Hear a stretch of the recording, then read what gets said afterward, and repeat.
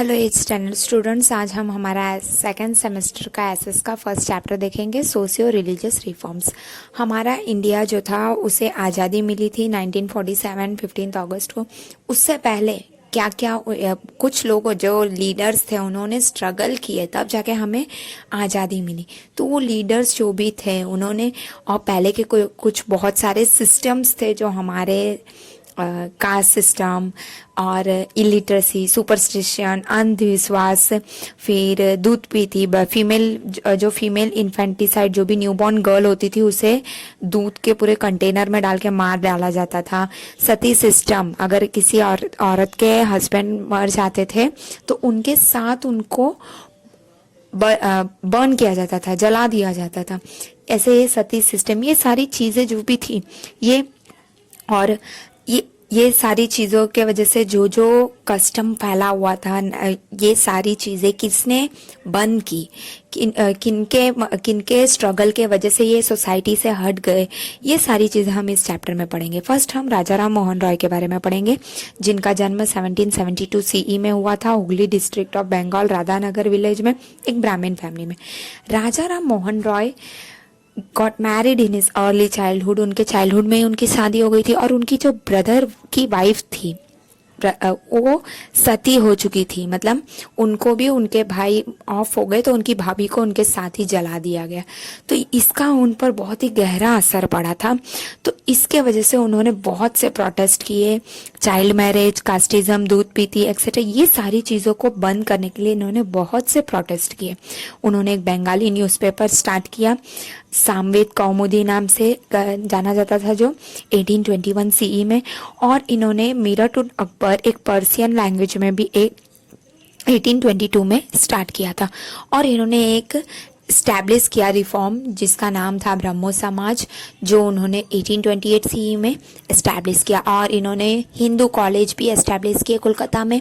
और इन्होंने बहुत से चेंजेस लाए थे जो ब्रिटिश गवर्नमेंट में, इंडिपेंडेंस प्रेस, फिर freedom of speech, women's right, females को अधिकार, फिर पर्सनल लिबर्टी, हमें पर्सनली फ्रीडम होनी चाहिए, ये बात भी इन्होंने स्टार्ट की। फिर judiciary independence from executive etcetera. Raja Ram Mohan Roy started movement to abolish the sati system, इन्होंने मूवमेंट स्टार्ट किया सती सिस्टम को बंद करने के लिए। उसके वजह से ब्रिटिश गवर्नर जनरल जो थे बंगाल के वो टाइम पे, लॉर्ड विलियम बेंटिक, उन्होंने लॉ पास किया कि सती प्रथा, सती सिस्टम अब इंडिया में नहीं रहेगा। कोई फीमेल को उनके पति के मौत हो गई तो उनके साथ नहीं जलाया जाएगा, ऐसा इन्होंने लॉ लेकर आया। This law was framed in the year 1829 CE. It is said that Raja Ram Mohan Roy laid down the foundation of Indian Renaissance New Awakening with the regard of initiating social, religious and political reforms. अब ये 1829 में start हुआ था ये, और इसमें ये कामयाब भी रहे थे। तो इससे ये कहा जाता है कि जो पहला फाउंडेशन, नया अवेकनिंग, जागरूक हुए लोग, वो स्टार्ट किसने किया? राजा राम मोहन रॉय ने ही किया। ऐसा The Emperor of Delhi sent Raja Ram Mohan Roy to England in the year 1830 in regards to the case of right to property. फिर इंग्लैंड का जो ये दिल्ली का राजा था, उन्होंने राजा राम मोहन रॉय को इंग्लैंड भेजा 1830 में कुछ case of right of property के लिए। राजा राम मोहन रॉय मर गए। कब उनकी डेथ हुई? इन ब्रिस्टॉल ईयर 1833 सीई में। और जो ब्रह्मो समाज था वो एक ही अलग वाइटल रोल प्ले किया हिंदू समाज में। ब्रह्मो समाज जो है वो बहुत से जो भी सुपरस्टिशियस रिलीजियस बिलीफ्स थे उससे बंद करने के लिए बहुत कुछ किया था। बहुत से अंधविश्वास, जो भी अंधविश्वास फैले हुए थे उससे बंद करने के लिए इन्होंने बहुत कुछ स्ट्रगल किया था। नेक्स्ट हम दयानंद सरस्वती के बारे में देखेंगे। दयानंद सरस्वती भी ब्राह्मण फैमिली से थे। इनका जन्म टंकारा विलेज में हुआ था, जो मोरबी सौराष्ट्र के पास। उनके चाइल्डहुड में ही उन्हें ये रियलाइज़ हो गया था कि जो भी आइडल वर्शिपिंग है, रिलीजियस और ये सब वर्थलेस है, फालतू है। मतलब हम जो मूर्ति की पूजा करते हैं एक, वो सब फालतू है, वो क्या ऐसा सोचते थे। और इन्होंने अपनी फैमिली को त्याग करके निकल पड़े थे, ये भी सच्चाई को ढूंढते ढूंढते। इन्होंने बहुत से ट्रैवल किए पूरे इंडिया में 15 साल तक, और इन्होंने योगा के बारे में भी पढ़ाई किया और एक सन्यासी के जैसे बन गए। और philosophy of Hinduism and Swami Vivekananda दंदीसा इन मथुरा, ये इन्होंने फिलॉसफी ऑफ हिंदुइज्म कहाँ से पढ़ी? स्वामी विरजानंद धनदेसा मथुरा से पढ़ा। फिर स्वामी दयानंद सरस्वती जो थे, उन्होंने अटेम्प्ट किया बहुत से, इन्होंने भी नेशनल यूनिटी और कास्टलेस क्लासलेस सोसाइटी लाने के लिए बहुत कुछ किया, लोगों को जागरूक किया कि हमें कास्ट सिस्टम नहीं रखना चाहिए, हमें यूनिटी में रहना चाहिए, ऐसे सारी चीज़ें। उनका एक अलग ही नज़रिया था इंडियन कल्चर और रिलीजियस का, वेदास के नज़र से। उन्होंने पीपल को गो बैक टू वेदास, वापस जाके वेदास में पढ़ो कि क्या है वेदास, हमें क्या सिखाता है। He wrote a book and title Satyarth Prakash, उन्होंने एक बुक लिखा सत्यरथ प्रकाश नाम से। He made people aware that in the Vedas there is no mention of about the evil custom such as idol worship, rituals, child marriage, sati प्रथा एंड अनटचेबिलिटी एक्सेट्रा। वो ये कहते थे पीपल को कि वेदा में ऐसा कुछ भी नहीं लिखा है कि चाइल्ड मैरिज किया जाए, लड़की हुई तो उसे मार डाल दिया जाए, अछूत और पूजा किया जाए, ये सारी चीजें ना वेदा में नहीं लिखी है, ऐसा वो कहते थे पीपल को। He advocated monotheism, that is there is only one god. वो क्या कहते थे? मोनोथेसियम, मतलब एक ही है, सबका मालिक एक ही है, एक ही गॉड है। ही प्रीच्ड इन हिंदी में वो सबको ज्ञान देते थे, इसके वजह से ज्यादा लोगों को उनका ज्ञान जाता था पूरे कंट्री में। दयानंद सरस्वती ने भी एक आर्य समाज एस्टैब्लिश किया 1875 सीई में। इसके जो अलग अलग ब्रांचेस है वो लाहौर, पंजाब, उत्तर प्रदेश, राजस्थान, गुजरात, ऐसे सारे अलग अलग जगह पे अलग अलग इसके ब्रांचेस है। कॉन्सिक्वेंटली बहुत से सोशल चेंजेस हुए, आर्य समाज ने बहुत से मूवमेंट किया, जिसके वजह से हिंदुइज्म ने अपना रिलीजन का वो चेंज किया, और उसने फोर्स भी किया कि उस चॉइस को विलिंगली रिटर्न किया जाए ओरिजिनल फेथ में। फिर दयानंद सरस्वती की मौत हो गई। उनकी डेथ के बाद ये एक्टिविटीज जो भी था, ये ऑर्गेनाइजेशन, ये सारा लाला हंसराज पे आ गया, पंडित गुरुदत्त और लाला लाजपत राय, जो 1902 सीई में फिर कंगड़ी गुरुकुल एस्टैब्लिश किया गया हरिद्वार के पास स्वामी श्रद्धानंद ने।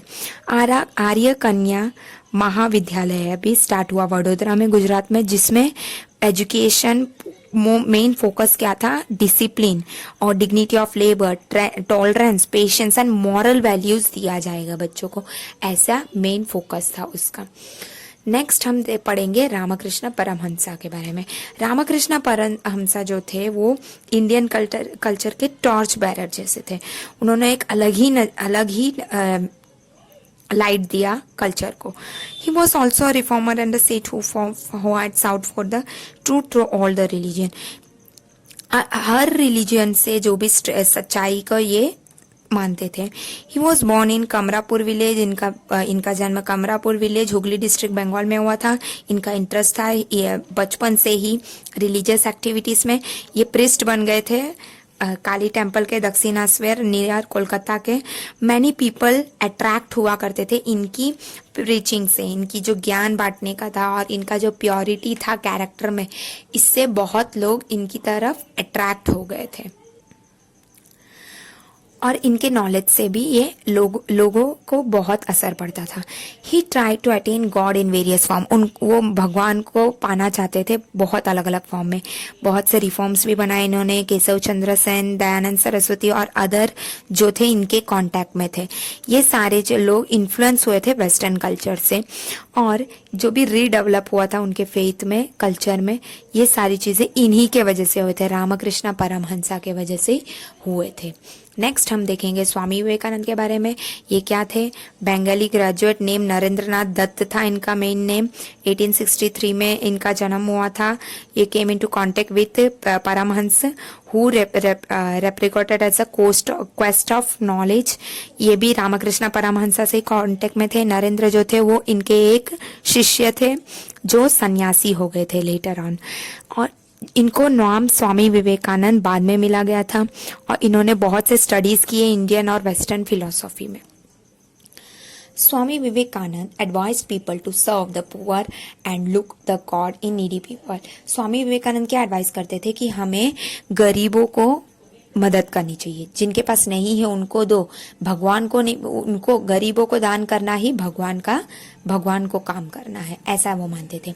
ही imbibed plan of our rich cultural heritage and faith and bright future in the Indian youngster. वो यंगस्टर को बहुत जागरूक करते थे। वो ये मानते थे कि जो भी यंगस्टर है वो ही हमारे भविष्य है, ऐसा ये मानते थे। उन्होंने पार्लियामेंट ऑफ रिलीजियस शिकागो में अटेंड किया था मीटिंग इन द ईयर 1893 में। इनके इन्फ्लुएंशियल स्पीच, बहुत ही इन्फ्लुएंस स्पीच दिया था, जिसके वजह से इंडियन फिलोसॉफी और कल्चर को बहुत ही अच्छे से अंडरस्टैंड किया गया था वहाँ पे। और जो भी इंडियन कल्चर है, टूरिंग वेरियस, जैसे कि United states, Europe, Egypt, China, Japan etcetera, यहाँ सब ये गए थे और इंडियन कल्चर को स्प्रेड किए थे। He was an ardent supporter of Indian culture and devoted nationalist. He gave the legendary slogan, इन्होंने एक स्लोगन दिया था, arise awake and stop not till the goal is achieved. उठो, जागो और रुको नहीं जब तक हमें मंजिल ना मिल जाए, ऐसा ये एक स्लोगन दिए थे। स्वामी विवेकानंद ने रामकृष्ण मिशन एस्टैब्लिश किया कोलकाता में इन द ईयर 1897 उनके गुरु के नाम पे। और इसका हेडक्वार्टर कहाँ दिया उन्होंने? बेलूर में। और ये जो भी मिशन था वो एक मैनकाइंड, लोगों को मदद करने में अलग अलग वर्क करता था। तो ये जो मिशन था इसका भी एक स्लोगन था, service to man is service to God. अगर हम लोगों को मदद करेंगे तो भगवान के जैसे, भगवान के लिए काम किया, ऐसा। By gaining motivation from the life of Paramahansa, Ramakrishna Paramahansa से इन्होंने बहुत ही इन्फ्लुएंस होके ये कहते थे ये हमेशा। ये मिशन ने बहुत से स्कूल भी ओपन किए हमारे पूरे नेशन में, हॉस्पिटल्स चलते थे इस मिशन की वजह से। और कुछ आज भी इस मिशन के कुछ ब्रांचेस चालू है हमारे इंडिया में और बाहर के कंट्रीज में भी। Next is reformation movement in Muslim community. अब हमने हिंदू और बाकी कम्युनिटी का देखा, नेक्स्ट हम मुस्लिम कम्युनिटी का देखेंगे। 19th सेंचुरी में सोशल और रिलीजियस रिफॉर्म्स था मुस्लिम कम्युनिटी में भी। इसके लीडरशिप के कौन से पीपल थे? हाजी शरीतुल्लाह फ्रॉम बंगाल और सर सैयद अहमद खान फ्रॉम बरेली, उत्तर प्रदेश। यही दोनों मेन पीपल थे। इन्होंने मोटिवेट किया पीपल को अपने प्रीचिंग से। लीडर शाह वलीउल्लाह दिल्ली से। और ये मानते थे कि जो भी ब्रिटिशर्स है वो लोग हमारे कंट्री में जो Islam in India was becoming weaker, वो ये मानते थे कि ना ब्रिटिश के रूल के वजह से इस्लाम जो है उनके ये कंट्री में कम होते जा रहा है, उनका रूल दबते जा रहा है।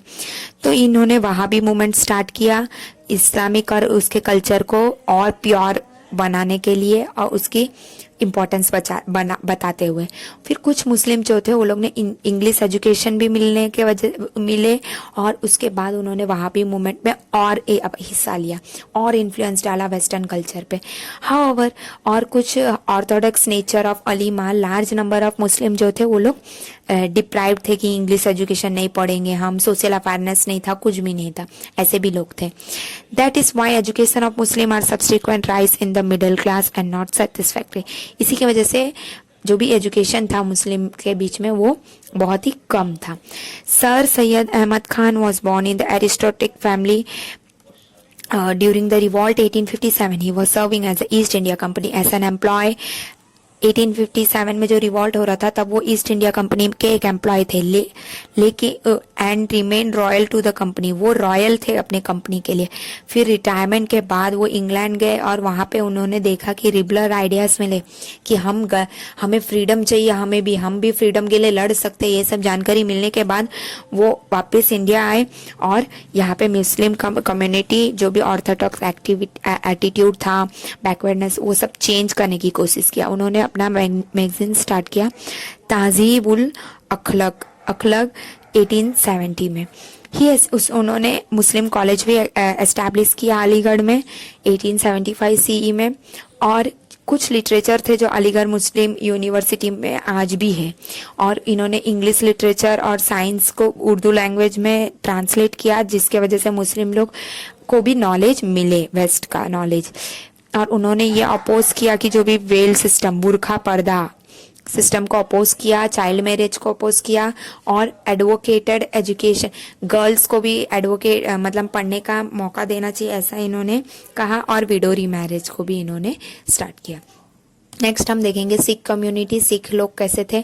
तो ये जो भी था वो सिख कम्युनिटी वो 19th सेंचुरी से था। ये भी शिरोमणि गुरुद्वारा प्रबंधक कमेटी था, जिसका मेन ऑब्जेक्टिव क्या था कि पूरे जो भी रिलीजियस प्रैक्टिस है उसमें से इविल प्रैक्टिस जो भी अंधविश्वास है वो सब निकालना है गुरुद्वारा से। The impart of English education along with the religious education in Sikh, और इनको भी इंग्लिश नॉलेज मिले, उसके वजह से इम्पार्ट ये हुआ। फिर उन्होंने खालसा कॉलेज स्टार्ट किया अमृतसर में, और अलग अलग स्कूल्स भी एस्टैब्लिश किए थे। नेक्स्ट हम देखेंगे पारसी कम्युनिटी। पारसी कम्युनिटी जो है ये भी इंग्लिश एजुकेशन के साथ इसको भी मिला था। यंगस्टर जो थे इंग्लिश एजुकेशन लेने लग गए थे, पारसी के यंगस्टर भी। रहनुमा ए मजदास्ती सभा जो है वो 1851 में स्टार्ट हुआ था, जो सोशल रिफॉर्म मूवमेंट, जो दादा भाई नौरोजी इनके लीडर थे। और इस सभा को स्टार्ट किया गया पीरियोडिक ने रस्ता गुफ्तर नाम का मैगजीन था, और इसका इम्पैक्ट जो था वो ये मेन इसका एम था कि जो भी पारसी से उनको जागरूक किया जाए। KR कमा और बेहरमजी मलबरी जो थे ये दोनों भी ये रिफॉर्म्स में साथ दिए। Cama laid emphasis on the propagation of education and मलबरी एम्फेसिस ऑन वुमेन एम्पावरमेंट। जो मैडम कमा थे उन्होंने एजुकेशन पे प्रोपोगेट किया, और जो भी मलबरी थे उन्होंने वुमेन एम्पावरमेंट, स्त्री लोग के लिए जो भी एम्पावरमेंट था, जो भी रूल्स था उसके लिए लड़ रहे थे। और इन्होंने अपोज किया चाइल्ड मैरिज को, और एनकरेज किया विडो री मैरिज को, विधवा स्त्री लोग की भी वापस से शादी करवाएंगे, ऐसा इन्होंने लड़ाई की थी। और इसका इफर्ट्स जो भी था उसके वजह से गवर्नमेंट को एक बिल मतलब एक लॉ बनाना पड़ा, जिसके वजह से मिनिमम एज मैरिज का 1891 में फिक्स किया गया था कि मिनिमम एज कम से कम इतना होना चाहिए, तभी जाकर मैरिज हो सकती है। नेक्स्ट हम पढ़ेंगे ज्योतिबा फूले के बारे में। ये बहुत ही वेल नोन सोशल रिफॉर्मर है महाराष्ट्र से। ये इन्होंने बहुत से स्कूल स्टार्ट किए पुणे में गर्ल्स के लिए मेनली। 1857 CE में इन्होंने बहुत से विडोज को रीमैरी के लिए भी मदद किया।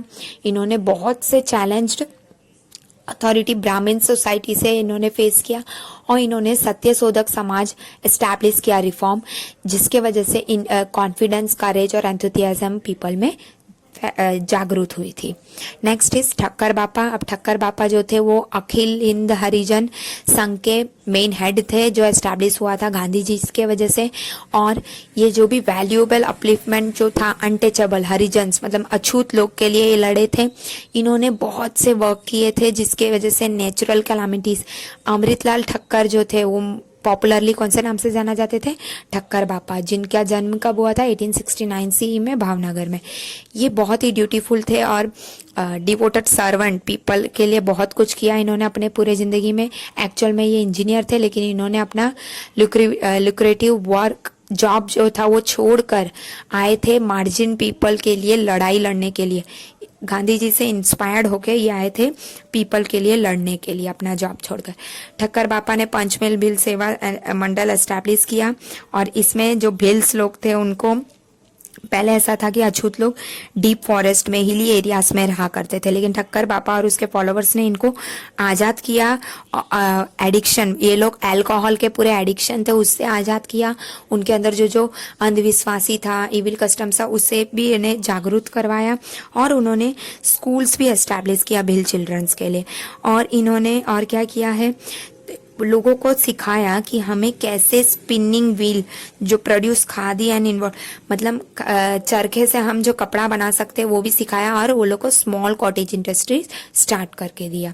और धीरे धीरे टाइम के पास होने के बाद क्या हुआ, लोग जागरूक होने लगे, सबके अंदर देश के प्रति देश के लिए एक प्यार आया, और ये पूरे लोगों में इतना फैल चुका था कि सब एक दूसरे से कनेक्ट हो गए फ्रीडम मूवमेंट के लिए। गांधी जी जो थे उन्होंने ये अछूत का जो भी था सिस्टम वो हटा दिया, बैकवर्ड क्लासेस के लोगों को इम्प्रूव करने के लिए उन्होंने ये हटा दिया ये सिस्टम।